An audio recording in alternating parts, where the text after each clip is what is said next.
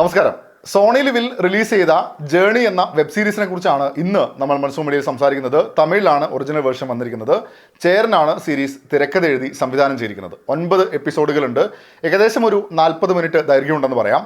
Malayalam dub കൂടെ ലഭ്യമാണ്, പക്ഷേ മോശം ഡബ്ബിംഗ് ആയിട്ടാണ് എനിക്ക് തോന്നിയത്. 5 കഥാപാത്രങ്ങളിലൂടെയാണ് ഈ സീരീസ് മുന്നോട്ട് പോകുന്നത്. അമീർ സുൽത്താൻ, ലത, രാഘവ്, നിതീഷ്, പ്രണവ് എന്നിവരാണ് ആ കഥാപാത്രങ്ങൾ. ഒരു വലിയ കമ്പനിയിലേക്ക് ഇൻ്റർവ്യൂ നടക്കാൻ പോകുന്നതിൻ്റെ ലാസ്റ്റ് റൗണ്ടിൽ വന്ന 5 പേർ. ഒരു മാസത്തേക്ക് 4 ലക്ഷം രൂപ വരെയാണ് ശമ്പളം.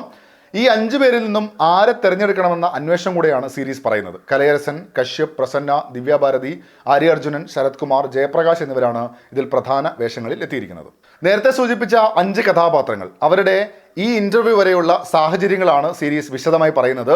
ഓരോ എപ്പിസോഡിലും വിശദമായി തന്നെ ഈ കഥാപാത്രങ്ങളെയും അവരുടെ സാഹചര്യങ്ങളെയും ഒക്കെ പരിഗണിക്കുന്നുമുണ്ട്. ചേരൻ അതിലൂടെ റെപ്രസെൻ്റ് ചെയ്യാൻ ശ്രമിക്കുന്നതും ഇന്നത്തെ യുവത്വം നേരിടുന്ന ചില പ്രശ്നങ്ങൾ, അവർ കടന്നു പോകുന്ന വഴികളൊക്കെയാണ്.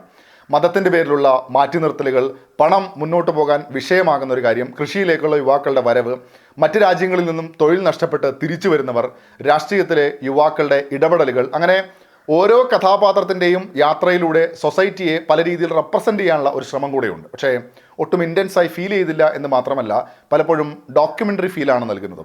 വിഷയം റെലവൻ്റ് ആണ്, പൊട്ടൻഷ്യൽ ഉള്ളതായിരുന്നു. തിരക്കഥയും സ്ക്രീനിലെ കാഴ്ചയുമായി മാറിയപ്പോൾ ഒട്ടും ഇമ്പാക്റ്റ് ഇല്ലാതെ പോയി എന്ന് മാത്രം.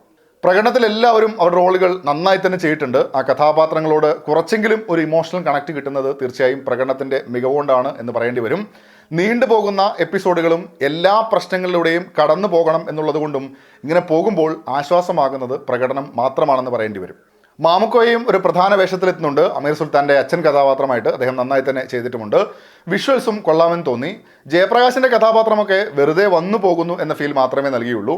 ലതയുടെ കൃഷി പഠനവുമൊക്കെ ആയിട്ടുള്ള എപ്പിസോഡ് ആകെ തീർത്തും നിരാശപ്പെടുത്തുന്ന സാഹചര്യം കൂടിയായിരുന്നു. ചേരൻ സംവിധാനം ചെയ്ത സിനിമകളൊക്കെ നമ്മൾ മുന്നേ കണ്ടിട്ടുണ്ട്. നല്ലോണം ഇഷ്ടപ്പെട്ട സിനിമകളുമുണ്ട്. ആദ്യത്തെ സീരീസ് പക്ഷേ നിരാശപ്പെടുത്തുന്ന ഒന്നായിപ്പോയി. സാധ്യതകൾ ഏറെയുള്ളൊരു കണ്ടന്റ് ആയിരുന്നു, പക്ഷേ തിരക്കഥയിൽ തന്നെ പാളിപ്പോയി എന്നാണ് തോന്നിയത്. പലപ്പോഴും മെസ്സേജ് നൽകുക, പ്രസംഗിക്കുക, വിവരിക്കുക എന്ന ലേബലിൽ മാത്രം പ്രശ്നങ്ങളെ അഡ്രസ്സ് ചെയ്യുന്ന ഒരു സാഹചര്യം. അവസാനത്തെ എപ്പിസോഡ് അത്യാവശ്യം കൊള്ളാമെന്ന് തോന്നി. ഇൻ്റർവ്യൂ ദിവസമാണ് അതിൽ കാണിക്കുന്നത്. അവർക്കിടയിലുള്ള ഒരു സംസാരമൊക്കെ അത്യാവശ്യം നല്ല രസമായി തന്നെ വന്നിട്ടുണ്ട്. ഓവറോൾ ആവറേജിലും താഴെ നിൽക്കുന്ന ഒരു അനുഭവമാണ് എന്നെ സംബന്ധിച്ചിടത്തോളം ജേണി എന്ന സീരീസ്. നിങ്ങളും കണ്ടിട്ടുണ്ടെങ്കിൽ അഭിപ്രായങ്ങൾ കമൻറ്റ് ബോക്സിൽ പങ്കുവെക്കുന്നു.